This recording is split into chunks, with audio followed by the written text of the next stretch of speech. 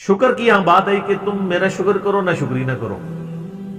سورہ نساء میں آگے چل کے آئے گا کہ میرا شکر کرو، اللہ تمہیں عذاب دے کر کیا کرے گا اگر تم میرے شکر گزار بن جاؤ گے. اللہ تعالیٰ بات ہے، اور جو میرا شکر گزار بنے گا میں اسے مزید دوں. شکر کی ڈیفینیشن یہ نہیں ہے کہ آپ نے کوئی الحمدللہ کی تسبیح پڑھ لینی ہے، وہ ثواب اپنی جگہ ہے. شکر کی ڈیفینیشن یہ ہے کہ پریکٹیکلی شکر نظر آنا چاہیے. آپ کو اگر کوئی شخص نعمت دیتا ہے، کوئی گفٹ دیتا ہے، تو وہ یہ خواہش کرتا ہے کہ میں نے جو اس کو گفٹ دیا اس کو یوز کرے. مجھے کئی لوگ بال پوائنٹ دے کے جاتے ہیں، لکھنا ہی نہیں اتنا، نہ لکھو، وہ تو کہتے ہیں بے قدری کی ہے. اللہ تعالیٰ نے جو ہمیں نعمتیں دی ہیں نا، تو اس کی ریکوائرمنٹ ہے اپنے بندوں سے کہ وہ ان نعمتوں کو ان کاموں میں کھپائے جو اللہ نے حکم دیا ہے، اور ان نعمتوں کو ان چیزوں سے بچائے جس سے اللہ نے منع کیا. یعنی آنکھیں دی ہیں تو اللہ کی یہ خواہش ہے اپنے بندے سے کہ آنکھیں حرام کی طرف نہ اٹھیں. جب آپ نے حرام سے آنکھوں کو بچا لیا، آپ نے آنکھوں کا شکر ادا کر دیا. زبان کو حرام سے بچا لیا، زبان کا شکر ادا کر دیا. دل کو بچا لیا، دل کا شکر ادا کر دیا. جو بخاری مسلم میں حدیث ہے نا کہ آنکھیں بھی زنا کرتی ہیں، ہاتھ بھی زنا کرتے ہیں، پاؤں بھی زنا کرتے ہیں، دل بھی زنا کرتا ہے.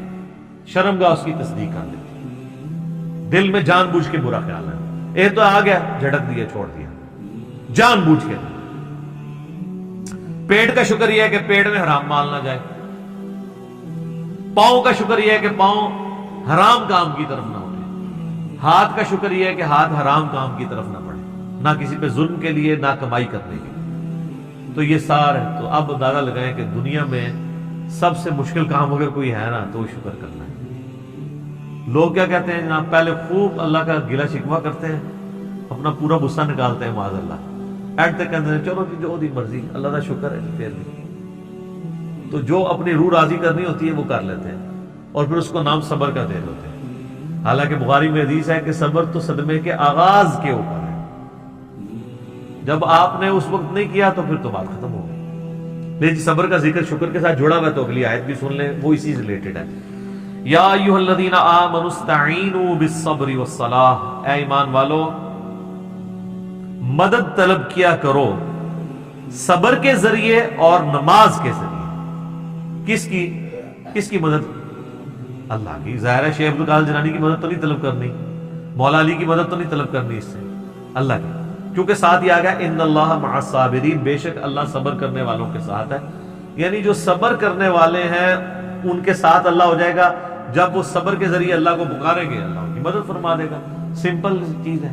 اور آپ کو حیرانگی ہوگی کہ آپ کے اس وقت سب کانٹیننٹ میں کروڑوں لوگ ہیں جو اس آیت کو اور ان فرقوں کے لاکھوں علماء اس آیت کو یوز کرتے ہیں غیر اللہ سے استعانت کے لیے. وہ کہتے ہیں، آپ کہتے ہو اللہ کے سوا کسی کو پکار نہیں سکتے، قرآن تو کہہ رہا ہے صبر کو بھی پکارو اور نماز کے ذریعے بھی مدد چاہو، تو صبر اور نماز تو اللہ نہیں ہے.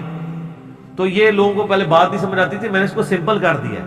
انہی لوگوں نے جب یہ ہمارے سامنے آیتیں پڑھتے ہیں تو ہم کہتے ہیں اس کا مطلب ہے المدد یا نماز، المدد یا صبر، میری مدد فرمائیے.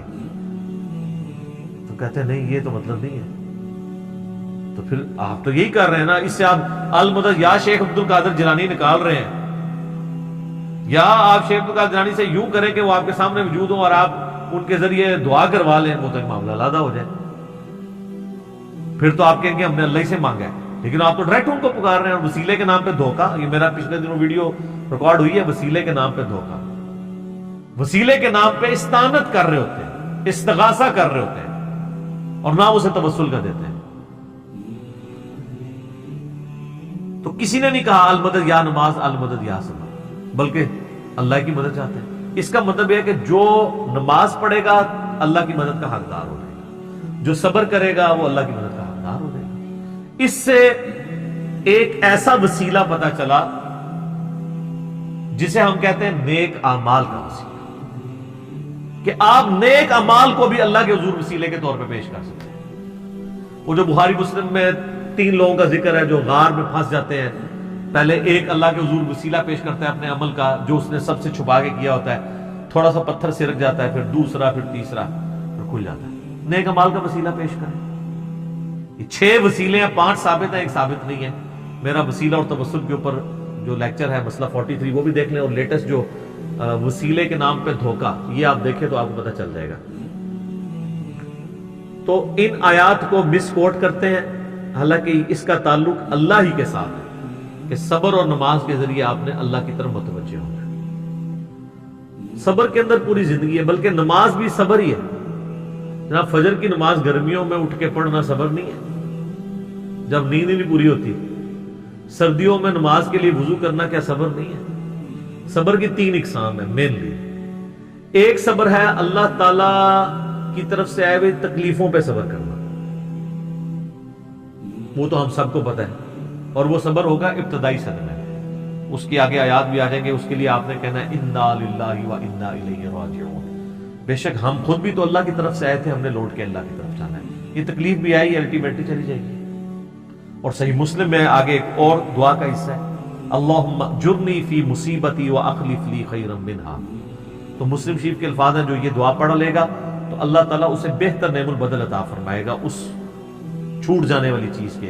उसका मतलब यही है, अल्लाहुम्मा जुरनी फी मुसीबती, ऐ अल्लाह इस मुसीबत में मुझे अजर अता फरमा, व अखलिफ ली खैरम मिनहा, इससे बेहतर मेरे लिए खलीफा मुकर्रर कर दे, बेहतर नेमुल बदल। और मुस्लिम शरीफ के अल्फाज हैं, उम्मे सलमा कहती है जब मेरा खामद अबू सलमा फौत हुआ तो मैं बड़ी दुखी थी, तो मैंने हुजूर से ये दुआ सुनी हुई थी, इन्ना लिल्लाहि व इन्ना इलैहि राजिऊन, अल्लाहुम्मा जुरनी फी मुसीबती व अखलिफ ली खैरम मिनहा। ये यूट्यूब पे मेरा एक क्लिप भी अपलोडेड है, गम की खबर को खुशी में बदलने की दुआ, तो उसमें मैंने इसको डिस्प्ले भी करवाया। तो कहती है मैंने ये दुआ पढ़ ली और मैं फिर परेशान थी कि अबू सलमा से बेहतर तो नबी इस्लाम के सहाबा में कोई और सहाबी नहीं है, तो मुझे अल्लाह ताला इसका बेहतर नेमुल बदल क्या देगा। तो कहते हैं जैसे मेरी इद्दत पूरी हुई तो नबी इस्लाम मेरे पास आए और उन्होंने मेरे सामने इस ख्वाहिश का इजहार किया कि मैं तुम्हें अपने अगद में लेना चाहता हूं। तो कहती है मैंने कहा मुझे बाकी नेमुल बदल मिल गया, और उम्मुल मोमिनीन बनी है, 64 हिजरी में फौत हुई है, वाक़या करबला के भी 3 साल बाद फौत हुई है। नबी इस्लाम की वफात के बाद ये 53 साल जिंदा रही हैं। इतनी लंबी उम्र किसी और उम्महातुल मोमिनीन में से किसी ने नहीं पाई। सबसे आखिर में हुजूर की जो बीवी फौत हुई है उम्मे सलमा है। और अहले बैत की शान में और करबला से रिलेटेड जितनी हदीस है ना, वो ऑलमोस्ट उम्मे सलमा ने रवायत की हुई है। नबी इस्लाम की ये बड़ी लाडली तरीन बीवियों में से उम्मे सलमा सलामुल्लाहि अलैहा व रज़ियल्लाहु तआला अन्हा। तो उन्होंने ये दुआ पढ़ ली थी, तो वो उसका कुछ हिस्सा आगे आ भी जाएगा। अल्लाह ताला नेक बंदों की निशानी बताएगा कि वो जब भी उन पे कोई तकलीफ आती है तो वो यही कहते हैं इन्ना लिल्लाहि व इन्ना इलैहि राजिऊन। तो पहला सब्र है तकलीफों पे। दूसरा सब्र है जो अल्लाह ने आप पे पाबंदियां लगा दी हैं, फराइज, नमाज पढ़नी है, रोजा रखना है, ये सारा आपको इसके लिए जुनबी हो तो गुस्ल उतारना है, इसके लिए आपको तकलीफ से नहीं गुजरना पड़ता, प्रोटोकॉल देना। तो ये भी है। और तीसरा सब्र है हराम चीजों से बचने पे, आंखों की हिफाजत करना, इसको हराम से बचाना, इसके लिए सब्र करना पड़ता है। हराम कमा के रातों रात अमीर हो जाना ये तो आसान काम है, लेकिन हलाल कमा के रूखी सूखी खा के गुजारा करना और अल्लाह से डरना कि मैंने हराम का लुकमा अपने पेट में नहीं जाने देना, इसके लिए आपको सब्र करना पड़ेगा। तो ये 3 सब्र है। नंबर 1 अल्लाह की तरफ से आई हुई तकलीफ पे सब्र।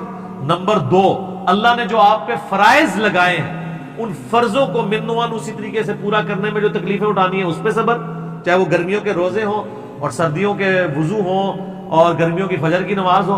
और तीसरा अल्लाह तबारक व तआला ने जो हराम से बचने के लिए आपको एम्फसाइज किया है और अट्रैक्शन भी रख दी उस हराम के अंदर, तो सब्र करना पड़ेगा ना।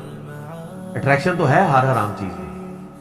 मुस्लिम शरीफ में हदीस है अल्लाह ताला ने जन्नत को नागवार चीजों से ढांप दिया और जहन्नम को, दोजख को खुशगवार चीजों से ढांपा हुआ है।